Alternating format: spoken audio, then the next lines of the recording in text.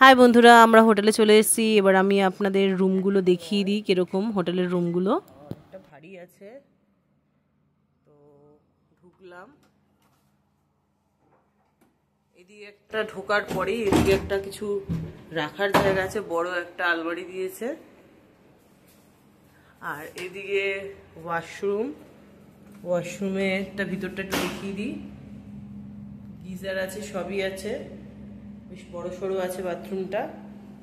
বাহ, ভালো। এবার চলে আসি বেডরুমের দিকে। বেডরুমের ভিতরে এদিকে আছে একটা আয়না, এখানে সোফা, এখানে বেড। বাহ, বেশ সুন্দর সাজানো। এখানে টিভিও দিয়েছে সুন্দর। বাহ, ছোট একটা ফ্রিজের মতো আছে, বেশ ভালো। এখানে আবার জলের বোতল, গ্লাস, আবার কফি, সুগার, মিল্ক দিয়েছে কফি টফি খাওয়ার জন্য, বেশ ভালো। আমরা একটা সমুদ্রের ব্যাক সাইডে পেয়েছি, তো এদিকে জানলা, এদিকে সমুদ্র নেই, আমরা ব্যাক সাইডের হোটেলটা পেয়েছি। বাহ, বেশ সুন্দর। 6:30টার মতো বাজে। এখন আমরা ঝপ করে রেডি হয়ে নেব, কারণ আমাদের এই দুদিন যে এসছি পুরীতে জগন্নাথ ঠাকুরকে পুজো দেওয়ার জন্যই, তো ঝপ করে রেডি হয়ে আমরা পুজো দেওয়ার জন্য বেরিয়ে যাব। এখন আমরা রেডি হয়ে গেছি বন্ধুরা। আমরা এখন পুজো দেওয়ার জন্য বেরোচ্ছি মন্দিরের উদ্দেশ্যে। এখন ঘরে তালা দিচ্ছে।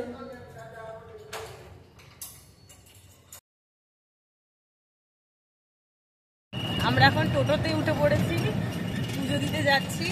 ওপাশে সমুদ্র দেখা যাচ্ছে। হোটেলের সামনে থেকে আমরা টোটো ধরেছি, তো হোটেলের ওখান থেকে টোটোতে করে মন্দির অবধি যেতে আমাদের 10 মিনিট লেগেছে।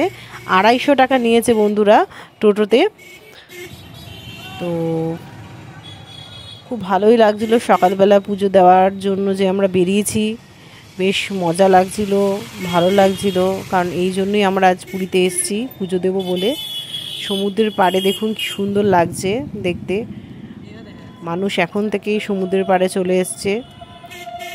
আমরাও পুজো দিয়ে আজকেই স্নান করব, কারণ কালকের বিকালে আবার ফেরা। টোটো আমাদের মন্দিরের সামনের রাস্তায় নামিয়ে দিয়েছে, ভিতরে আর ঢুকবে না, তো আমরা এবার হেঁটে যাচ্ছি। চলুন তাহলে।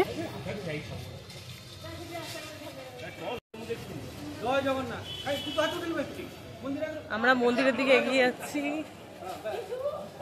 জয় জগন্নাথ। ভিতরে মনে ফটো তুলতে দেবে না নাকি?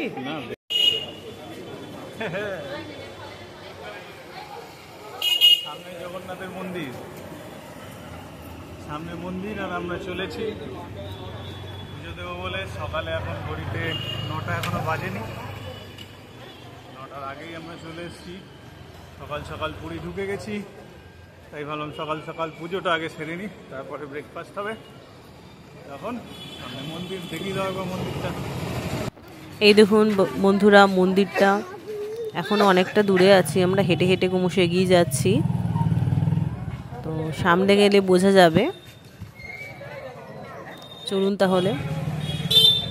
দুপাশে বেশ দোকানপাট নিয়ে সবাই বসে আছে, বিভিন্ন রকমের দোকান আছে, প্রসাদ বিক্রি হচ্ছে, এমনি ব্রেকফাস্ট করার দোকান, মানে যারা পুজো দেবে ব্যাক করে ব্রেকফাস্ট করতে পারবে সেই ব্যবস্থা।